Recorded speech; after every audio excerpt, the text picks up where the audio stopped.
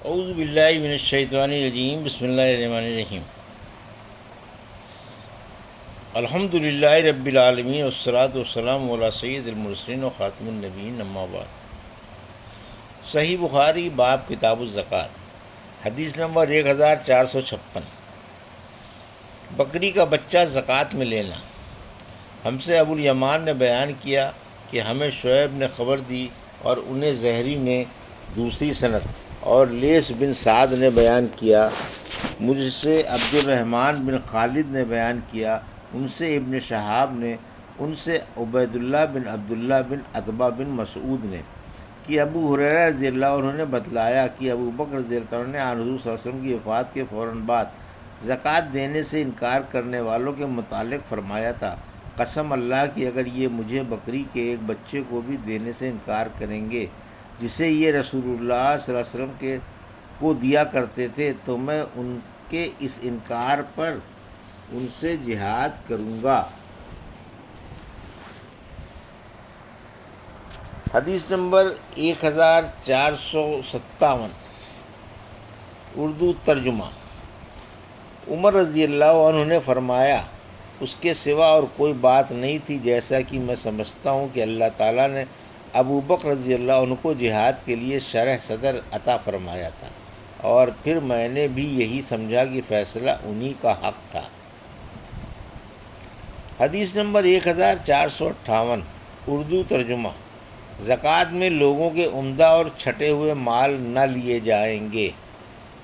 ہم سے امیہ بن بسطام نے بیان کیا، انہوں نے کہا کہ ہم سے زید بن ذریع نے بیان کیا، انہوں نے کہا کہ ہم سے روح بن قاسم نے بیان کیا، ان سے اسماعیل بن امیہ نے، ان سے یحییٰ بن عبداللہ بن سیفی نے، ان سے ابو معبد نے، اور ان سے ابن عباس رضی اللہ عنہ نے، کہ جب رسول اللہ صلی اللہ علیہ وسلم نے معاذ رضی اللہ عنہ کو یمن بھیجا تو ان سے فرمایا، دیکھو تم ایک ایسی قوم کے پاس جا رہے ہو جو اہل کتاب یعنی عیسائی یہودی ہیں، اس لیے سب سے پہلے انہیں اللہ کی عبادت کی دعوت دینا، جب وہ اللہ تعالیٰ کو پہچان لیں یعنی اسلام قبول کر لیں تو انہیں بتانا کہ اللہ تعالیٰ نے ان کے لیے دن اور رات میں 5 نمازیں فرض کی ہیں، جب وہ اسے بھی ادا کریں تو انہیں بتانا کہ اللہ تعالیٰ نے ان پر زکوٰۃ فرض قرار دی ہے، جو ان کے سرمایہ داروں سے لی جائے گی اور جو صاحب نصاب ہوں گے، اور انہی کے فقیروں میں تقسیم کر دی جائے گی۔ جب وہ اسے بھی مان لیں تو ان سے زکوٰۃ وصول کر، البتہ ان کی عمدہ چیزیں یعنی زکوٰۃ کے طور پر لینے سے پرہیز کرنا۔ حدیث نمبر 1459، اردو ترجمہ۔ 5 اونٹوں سے کم میں زکوٰۃ نہیں۔ ہم سے عبداللہ بن یوسف تنیسی نے بیان کیا، انہوں نے کہا کہ ہمیں امام مالک نے خبر دی، انہیں محمد بن عبد الرحمن بن ابی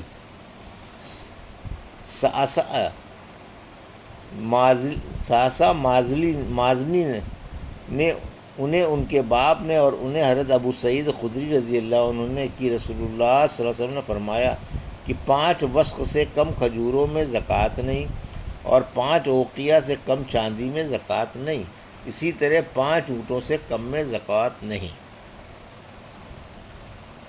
حدیث نمبر 1460، اردو ترجمہ۔ گائے بیل کی زکوٰۃ کا بیان۔ اور ابو حمید سعدی نے بیان کیا کہ رسول اللہ صلی اللہ علیہ وسلم نے فرمایا، میں تمہیں قیامت کے دن اس حال میں وہ شخص دکھلا دوں گا جو اللہ کی بارگاہ میں گائے کے ساتھ اس طرح آئے گا کہ وہ گائے بولتی ہوئی ہوگی۔ سورہ مومنون میں لفظ جوار یعنی خوار کے ہم معنی یجارون اس وقت کہتے ہیں جب اس طرح کے لوگ اپنی آواز بلند کریں جیسے گائے بولتی ہے۔ ہم سے عمر بن حفص بن غیاث نے بیان کیا، کہا کہ ہم سے میرے باپ نے بیان کیا، کہا کہ ہم سے اعمش نے معرور بن سوید سے بیان کیا، ان سے ابو ذر رضی اللہ عنہ نے بیان کیا کہ میں نبی کریم صلی اللہ علیہ وسلم کے قریب پہنچ گیا تھا اور آپ فرما رہے تھے، اس ذات کی قسم جس کے ہاتھ میں میری جان ہے، یا آپ نے قسم اس طرح کھائی، اس ذات کی قسم جس کے سوا کوئی معبود نہیں، یا جن الفاظ کے ساتھ بھی آپ نے قسم کھائی ہو۔ اس تاکید کے بعد فرمایا کوئی بھی ایسا شخص جس کے پاس اونٹ، گائے یا بکری ہو اور وہ اس کا حق ادا نہ کرتا ہو تو قیامت کے دن اسے لایا جائے گا دنیا سے زیادہ بڑی اور موٹی تازہ کر کے۔ پھر وہ اپنے مالک کو اپنے کھروں سے روندے گی اور سینگ مارے گی۔ جب آخری جانور اس پر سے گزر جائے گا تو پہلا جانور پھر لوٹ کر آئے گا اور اسے اپنے سینگ مارے گا اور کھروں سے روندے گا۔ اس وقت تک یہ سلسلہ برابر قائم رہے گا جب تک لوگوں کا فیصلہ نہیں ہو جاتا۔ اس حدیث کو بکیر بن عبداللہ نے ابو صالح سے روایت کیا ہے۔ انہوں نے ابو ہریرہ رضی اللہ عنہ سے اور انہوں نے نبی کریم صلی اللہ علیہ وسلم سے۔ حدیث نمبر 1461، اردو ترجمہ: اپنے رشتہ داروں کو زکوٰۃ دینا۔ اور نبی کریم صلی اللہ علیہ وسلم نے زینب کے حق میں فرمایا جو عبداللہ بن مسعود کی بیوی تھی، اس کو دگنا ثواب ملے گا ناطہ جوڑنے اور صدقے کا۔ ہم سے عبداللہ بن یوسف نے بیان کیا، کہا کہ ہم سے امام مالک رحمۃ اللہ علیہ نے بیان کیا، ان سے اسحاق بن عبداللہ بن ابی طلحہ نے کہ انہوں نے انس بن مالک رضی اللہ عنہ سے سنا، انہوں نے کہا کہ ابو طلحہ مدینے میں انصار میں سب سے زیادہ مالدار تھے۔ اپنے کھجور کے باغات کی وجہ سے اور اپنے باغات میں سب سے زیادہ پسند انہیں بیرہا کا باغ تھا۔ یہ باغ مسجد نبوی کے بالکل سامنے تھا اور رسول اللہ صلی اللہ علیہ وسلم اس میں تشریف لے جایا کرتے تھے اور اس کا میٹھا پانی پیا کرتے تھے۔ انس رضی اللہ عنہ نے بیان کیا کہ جب یہ آیت نازل ہوئی، لن تنالوا البر حتى تنفقوا، یعنی تم نیکی کو اس وقت تک پہنچ ہی نہیں سکتے جب تک تم اپنی پیاری سے پیاری چیز نہ خرچ کرو۔ یہ سن کر ابو طلحہ رضی اللہ عنہ رسول کریم صلی اللہ علیہ وسلم کے خدمت میں حاضر ہوئے اور عرض کیا کہ اے اللہ کے رسول، اللہ تبارک و تعالیٰ فرماتا ہے کہ تم اس وقت تک نیکی کو نہیں پا سکتے جب تک تم اپنی پیاری سے پیاری چیز نہ خرچ کرو، اور مجھے بیرہا کا باغ سب سے زیادہ پیارا ہے، اس لیے میں اسے اللہ تعالیٰ کے لیے خیرات کرتا ہوں، اس کی نیکی اور اس کے ذخیرہ آخرت ہونے کا امیدوار ہوں۔ اللہ کے حکم سے جہاں آپ مناسب سمجھیں اسے استعمال کیجیے۔ راوی نے بیان کیا کہ یہ سن کر رسول اللہ صلی اللہ علیہ وسلم نے فرمایا، خوب، یہ تو بڑا ہی آمدنی کا مال ہے، یہ تو بہت ہی نفع بخش ہے، اور جو بات تم نے کہی میں نے وہ سن لی، اور میں مناسب سمجھتا ہوں کہ تم اسے اپنے نزدیکی رشتہ داروں کو دے ڈالو۔ ابو طلحہ نے کہا، یا رسول اللہ، میں ایسا ہی کروں گا۔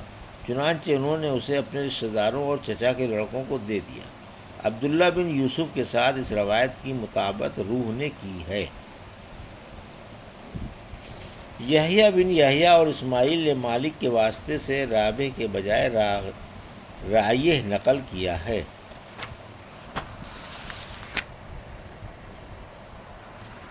حدیث نمبر 1462، ہم سے سعید بن ابی مریم نے بیان کیا، انہوں نے کہا کہ ہمیں محمد بن جعفر نے خبر دی، انہوں نے کہا کہ مجھے زید بن اسلم نے خبر دی، انہیں ایاز بن عبداللہ نے، اور ان سے ابو سعید خدری رضی اللہ عنہ نے بیان کیا کہ رسول اللہ صلی اللہ علیہ وسلم عید الاضحیٰ یا عید الفطر کے موقع پر عیدگاہ تشریف لے گئے، پھر نماز کے بعد لوگوں کو واعظ فرمایا اور صدقے کا حکم دیا۔ فرمایا لوگوں صدقہ دو، پھر آپ عورتوں کی طرف گئے اور ان سے بھی یہی فرمایا کہ عورتوں صدقہ دو کہ میں نے جہنم میں بکثرت تمہیں کو دیکھا ہے۔ عورتوں نے پوچھا یا رسول اللہ ایسا کیوں ہے؟ آپ نے فرمایا اس لیے کہ تم لعن و طعن زیادہ کرتی ہو اور اپنے شوہر کی ناشکری کرتی ہو، میں نے تم سے زیادہ عقل اور دین کے اعتبار سے ناقص ایسی کوئی مخلوق نہیں دیکھی جو کار آزمودہ مرد کی عقل کو بھی اپنی مٹھی میں لے لیتی ہوں۔ ہاں اے عورتوں، پھر آپ واپس گھر پہنچے تو ابن مسعود رضی اللہ عنہ کی بیوی زینب رضی اللہ عنہا آئیں اور اجازت چاہی۔ آپ صلی اللہ علیہ وسلم نے کہا گیا کہ یہ زینب آئی ہیں، آپ صلی اللہ علیہ وسلم سے کہا گیا کہ یہ زینب آئی ہیں۔ آپ صلی اللہ علیہ وسلم نے دریافت فرمایا کون سی زینب، کیونکہ زینب نام کی بہت سی عورتیں تھیں۔ کہا گیا ابن مسعود کی بیوی۔ آپ صلی اللہ علیہ وسلم نے فرمایا اچھا انہیں اجازت دے دو۔ چنانچہ اجازت دے دی گئی۔ انہوں نے آ کر عرض کیا یا رسول اللہ آج آپ نے صدقے کا حکم دیا تھا اور میرے پاس بھی کچھ زیور ہے جسے میں صدقہ کرنا چاہتی تھی، لیکن میرے خاوند ابن مسعود یہ خیال کرتے ہیں کہ وہ اور ان کے لڑکے اس کے ان مسکینوں سے زیادہ مستحق ہیں جن پر میں صدقہ کروں گی۔